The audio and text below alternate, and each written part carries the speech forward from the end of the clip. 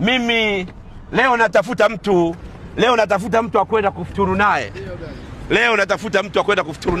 Umefunga? Umefunga? Wewe umefunga? Kweli? Wewe umefunga? Huyu hajafunga. Wewe umefunga? Umefunga? Umefunga kweli? Kama umefunga nataka tena tukafuturu kwa matajiri. Sawa? Kwa sababu mimi huwa naokota na mimi nawaokotesha. Sawa? Asante baba Mwijaku.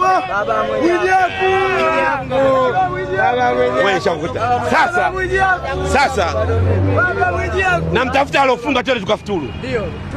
Wewe umefunga? Kweli?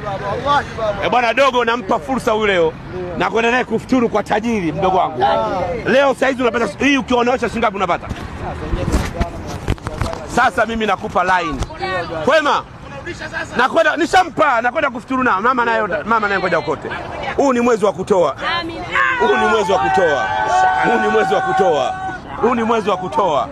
Wewe sijakupa? Kweli?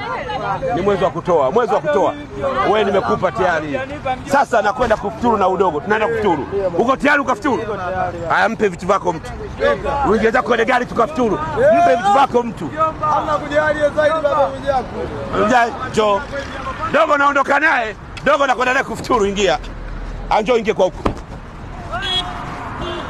Unakwenda kufuturu kwa matajiri.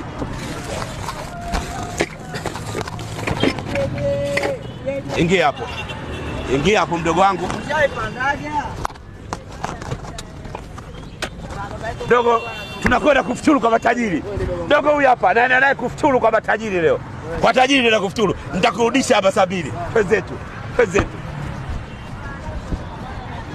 Dogo anaenda kufuturu. Anarudi baadaye.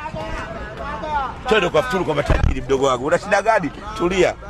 Yeye. Ngoja jamaa kafuturu. Haya. Twende kufuturu mdogo wangu, unarudi baadaye. Twende kufuturu kwa matajiri. Una shida gani ukaokote? Tulia ukaokote kwa matajiri. Dogo nenda naye kufuturu huyu hapo dogo. Kapumzika kwa vizuri kabisa. Tulia ukafuturu.